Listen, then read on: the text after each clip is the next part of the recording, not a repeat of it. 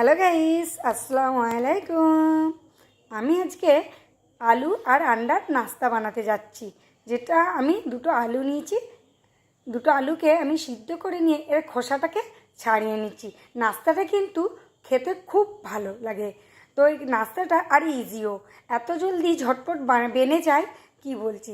দেখবেন, বানিয়ে একবার দেখবেন, ঝটপট কিন্তু বেনে যাবে। এখানে আমি আলুগুলোকে ছাড়িয়ে সাইড করে নিলাম। তারপর আমি এখানে 5টা আন্ডা নিয়ে নিচ্ছি, যেটাকে আমি সিদ্ধ করে নিয়েছি। করে নিয়ে ঠান্ডা জলে পানিতে রেখে দিলাম। ঠান্ডা পানিতে রাখার পর আমি একটা একটা করে খোসা ছাড়িয়ে নিচ্ছি। নাস্তাটা বানাবেন কিন্তু খেতে খুব ভালো লাগবে। যদি মেহমান আসে তো বানাবেন, জলদি বেনে যাবে। আমার খোসাগুলো ছাড়ানো হয়ে গেছে, দেখতে পাচ্ছেন আন্ডাগুলো। এবার আমি একটা বোল নিয়ে নিচ্ছি। বোলের উপরে আমি একটা সালাদের মেশিন নিয়ে নিচ্ছি, যেটা দিয়ে সালাদ করা হয় বা যে কোনো আলু গ্রেস করা হয়। আমি ওইটা দিয়ে আলুগুলো গ্রেস করে নিচ্ছি। আপনারা চাইলে হাতের সাহায্য করতে পারেন। এইভাবে আমি আলুগুলোকে গ্রেস করে নিচ্ছি। করে নিয়ে আমি সাইড করে দিলাম। এবারে আন্ডাগুলোকে নিয়ে নিচ্ছি। আন্ডাগুলোকে নিয়ে আমি বীজখান থেকে ছুরি দিয়ে কেটে নেব। একটা একটা করে দেখতেই পাচ্ছেন আন্ডাগুলো কিন্তু দেখে এমনিও খেতে মন যাচ্ছে। এইভাবে সবগুলো আমি কেটে নেব। আমার কাটা হয়ে গেছে, এবার সাইড করে দিচ্ছি। এবার আলুটাকে নিয়ে নিচ্ছি। এবার আলুর ওপরে আমি একটা বড় সাইজের পেঁয়াজ নিয়েছিলাম, সেটাকে ছোটো ছোটো করে কেটে নিয়েছি, সেটাকে দিয়ে দিচ্ছি। দিয়ে দেওয়ার পর আমি একটা টমাটার নিয়েছি, টমাটারটাকেও কেটে দিয়ে দিচ্ছি। আর দুটো কাঁচা লঙ্কা, ওটাকেও ছোটো ছোটো করে কেটে নিয়েছি। আপনারা চাইলে বেশিও ইস্তেমাল করতে পারেন। আমি বাচ্চাদের জন্য বানাচ্ছি, সেই জন্য অল্প অল্প করে সব মশলা দিচ্ছি। আমি এখানে চিলি ফ্লেক্সও নিয়েছি আর কস্তুরি মেথি নিয়েছি। আপনারা চাইলে ধনেপাতা ইউজ করতে পারেন। আর এখানে আমি স্বাদ অনুযায়ী নুন দিচ্ছি।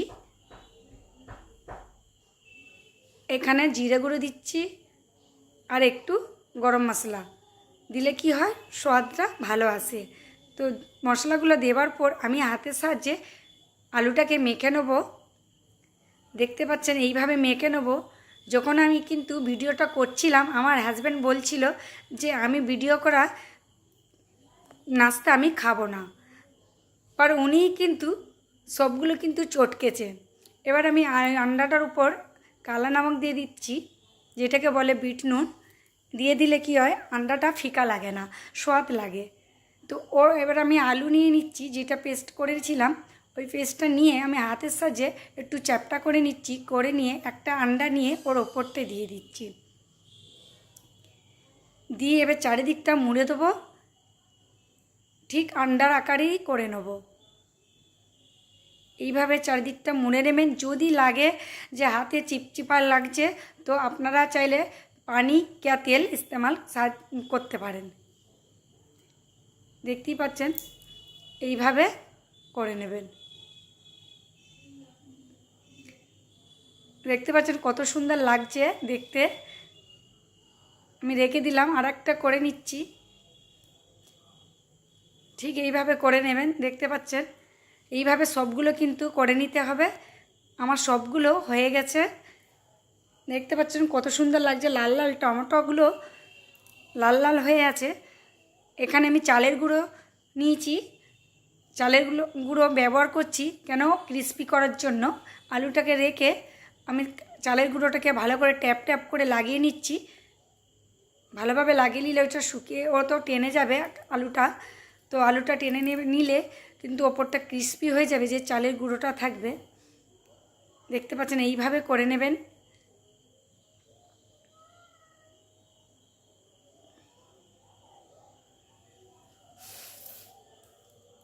এইভাবে করে নিয়ে সবগুলো করে নেবেন। দেখতে পাচ্ছেন আমার হয়ে গেছে সবগুলো। এবারে আমি কড়াতে তেল বসিয়েছি গরম করতে। আমার তেলটা গরম হয়ে গেছে, আর বেশি গরম হয়নি, মিডিয়াম হয়েছে। তো আমি এই মিডিয়াম আছে তেলেতেই একটা একটা করে দিয়ে ভেজে নেব। মিডিয়াম মিডিয়াম করে। বেশি তেল গরম হলে কি হবে, একেবারেই দিলেই লাল হয়ে যাবে, ভিতরটা হবে না।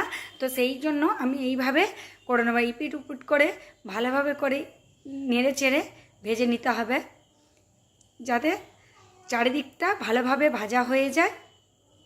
দেখতেই পাচ্ছেন যতবারই আমি করছি, মানে আমার হাজব্যান্ড তো এখান থেকে সরেই নি, বারবার একই কথা বলে যাচ্ছে, আমি ভিডিও করা নাস্তা খাবো না, বারবার বলে যাচ্ছে। পর লাস্ট তাক আমরাই পেলাম না, উনি সব চটকে খেয়ে নিল। দেখতে পাচ্ছেন, এবারে আমি নিয়ে ফের একবার করে দিয়ে ভেজে নিচ্ছি এইভাবেই।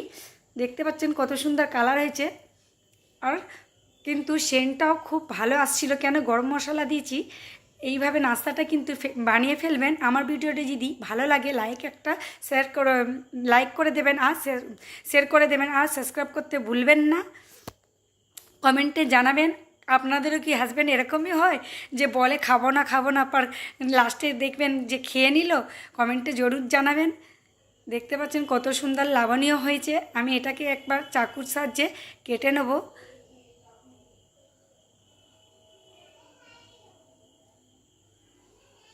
দেখতে পাচ্ছেন কত সুন্দর দেখতে লাগছে। সস আর মিউনিসের সাথে খেলে তো আরও তো ভালো লাগে খেতে। জলদি ঝটপট বানিয়ে ফেলবেন, ইজি খুব। আর লাইক সাবস্ক্রাইব করতে কিন্তু ভুলবেন না। আল্লাহ হাফেজ।